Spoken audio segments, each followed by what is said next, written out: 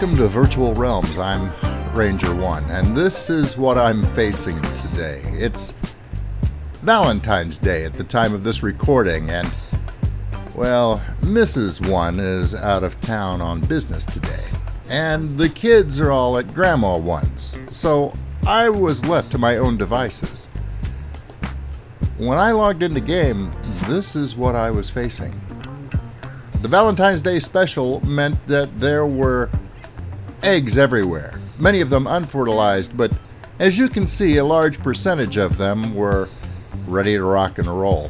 And perhaps I bit off a little bit more than I can chew. I collected them all immediately and put them in my hatching facility. Suddenly realized that, well, maybe that was a bad plan. I think I may be in over my head. Well, still, what's done is done. I'm going to go ahead and see this through. We're going to hatch out all these little guys just as fast as they will come out. We'll devote the entirety of Valentine's Day, since I'm on my own anyway, to raising some baby dinos. That is one big pile of eggs. This turned out to be a very big project, and I freely admit that I voluntarily put myself in this position. You see, Mrs. 1 is the love of my life, and with her and the kids all being gone on Valentine's Day, well, I was kind of desperate for a big project to get involved in, to kind of forget about the fact that I was all on my own. Pretty foolish, I know, but sometimes love will make you do funny things.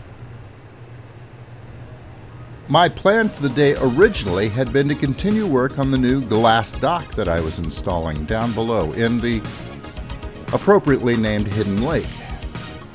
It's worked out well so far, but it needed some fine-tuning.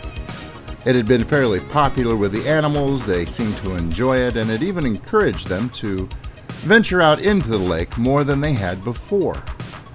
My goal had been to get the level of the dock right at the water line, and make it in such a way that I had the best possible view of the surrounding wildlife and scenery. But I had to be very careful because I didn't want my animals to get hung up on the dock and potentially drowned. And I had installed some metal ramps to that effect, but I really didn't like the look of it, so we're going to do something a little bit different with that later on today. If I can just get the finishing touches right, I think it'll prove to be one of the most beautiful and relaxing spots here in the sanctuary. But I really didn't have time to pay attention to that. No sooner did I get back from perusing the dock than I realized the egg hatching had started already, fast and furious. This little guy was the first one to make his appearance, and he's a tough-looking little customer. With a no-nonsense color scheme and an aggressive attitude, this little fella struck me as being all business, so I think I'll give him an appropriate name to reflect that. I'm going to call him Brutus, and I have little doubt that he's going to grow into the name.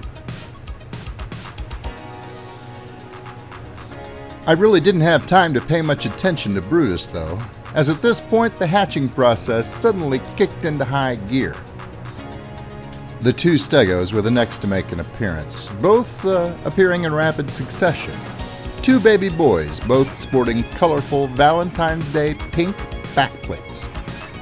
I chose to name them Flash and Hat Trick, and I think they will make fine additions to the herds out on the Paradise Island experimental habitat.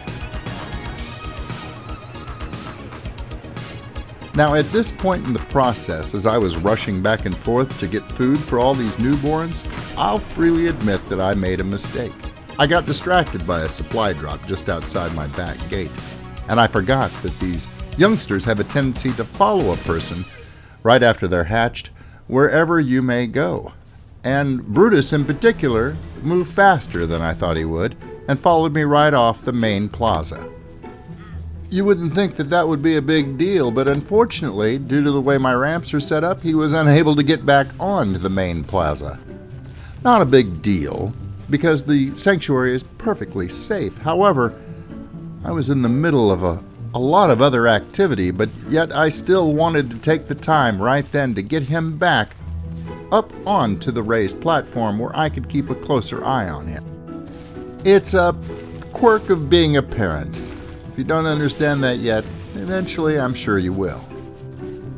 I suppose it was inevitable that right in the middle of trying to get Brutus back up on the platform, the first of the baby Brontos decided it was time for it to make its appearance in the world. Great. So, leaving Brutus to follow as best he could, I had to dash back up onto the platform to attend to the baby Bronto's needs. I decided that I might as well stick with the basics on this one and decided to name her Valentine. Mostly I chose that name because, well, if you're anything like me, Valentine's Day has this unnerving tendency to sneak up on you before you're ready for it. Fortunately for me, Mrs. One is a very forgiving person. Eventually, I got all of the newly hatched younglings up on the plaza together and found I had a little time left before the final hatching to get together some much-needed supplies. Dinosaur young are notoriously hungry, and the appetites of 5 dinos hatched in rapid succession can be a handful to keep up with even under the best of circumstances. So I began raiding my feeding troughs and also took the opportunity to gather more berries from the lush vegetation I wisely left growing freely in the sanctuary. Now, I try my best to remain sensitive to the needs of all of my animals, even when I'm incredibly busy with other projects. So when I noticed that my female T-Rex Guanji was acting a bit withdrawn today, I made a mental note of it to keep a close eye on her.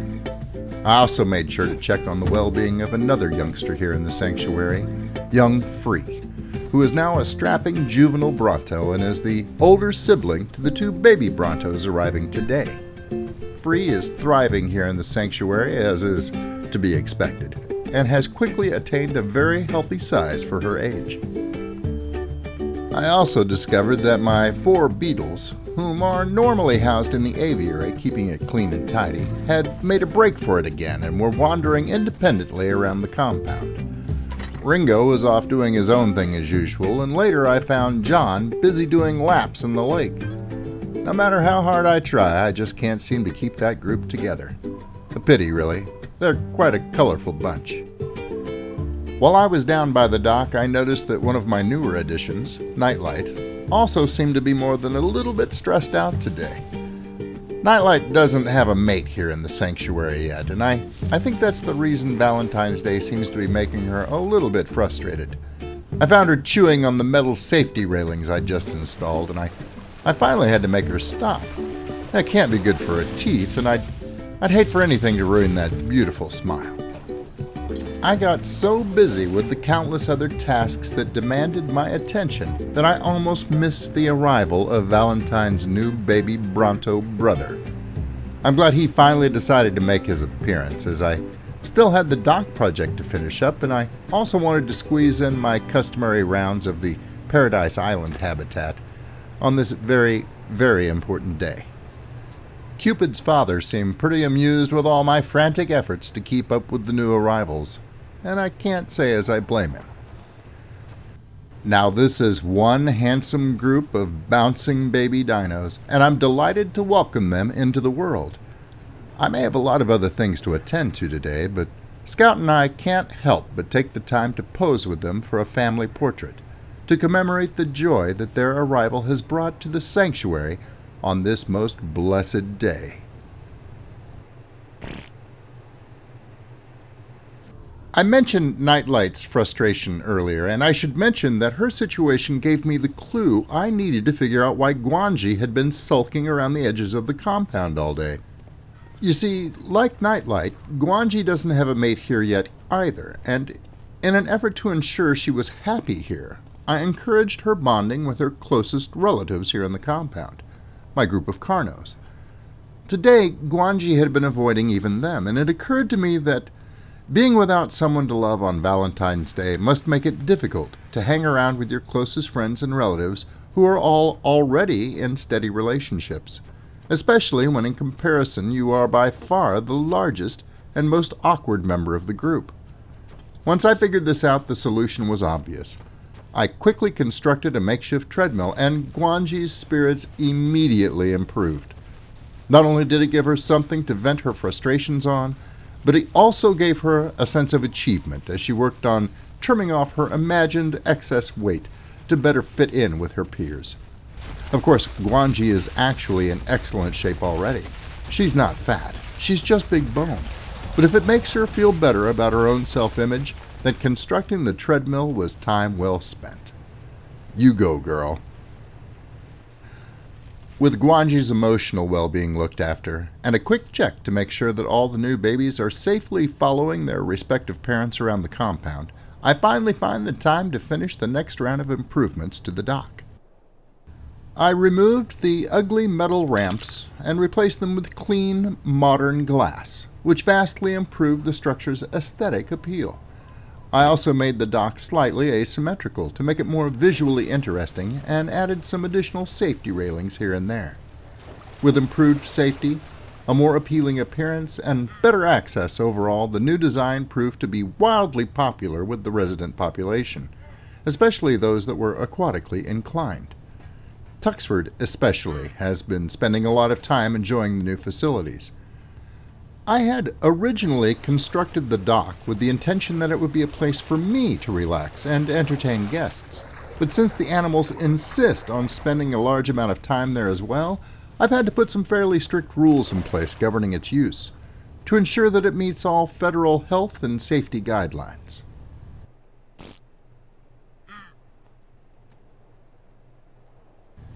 You just had to go there, didn't you, Tuxford? I suppose I shouldn't be surprised. Tuxford just can't seem to resist pushing my buttons, among others. I'm going to let you off with a temporary ban this time, Tuxford. I should probably be more strict with him, but I pride myself on always maintaining a mature and even hand when it comes to disciplining my animal companions. By the time I finally get finished with my chores and making my customary rounds out at Paradise Island, it's gotten pretty late. I'm bone tired, and the welcoming lights of home never looked better. Still, I got a lot accomplished today, and I was so busy it helped to take my mind off of what would otherwise have been a very lonely Valentine's Day. Mrs. One will be back from her trip soon, and I'm sure she'll have plenty of time to express her undying love for me then. For something a little bit different, stay tuned after the end of this video.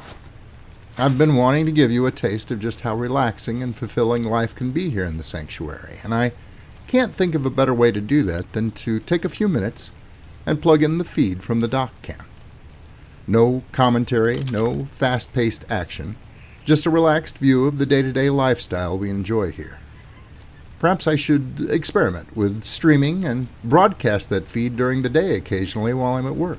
After all, if an aquarium can be wildly popular, why not a view from my sanctuary? What do you think? I do want you all to know that I truly appreciate all of your support for this series. I absolutely could not do this without you. I'm going to let you go for now and go get some rest. After making the egg collection rounds out at Paradise Island, it looks like I'm going to have another very, very busy day tomorrow. Until I see you again, good hunting.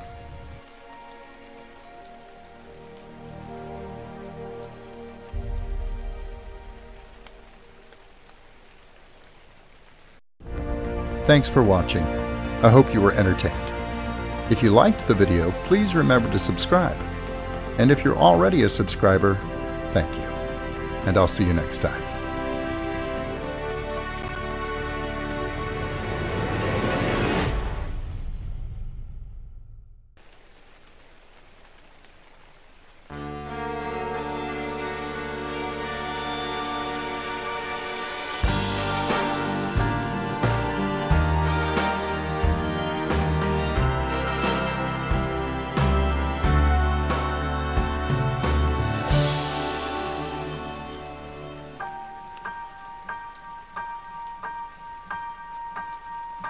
Time can never be your trusted friend or your sworn ally. No, it's the harshest mistress of all.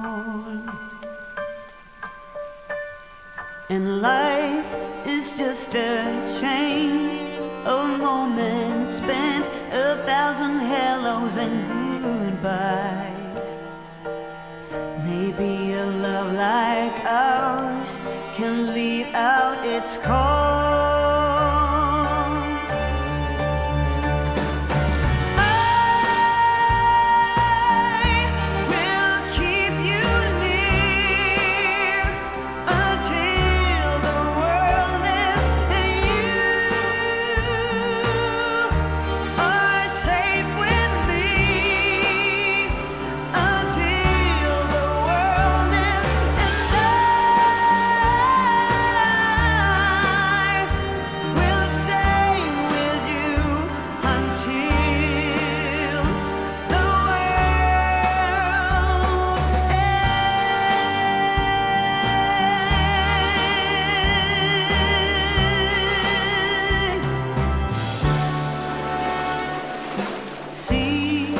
Come and pass, one after the last, and along we go. The shifting pull of the tides never sleeps. But if I had a boat and oceans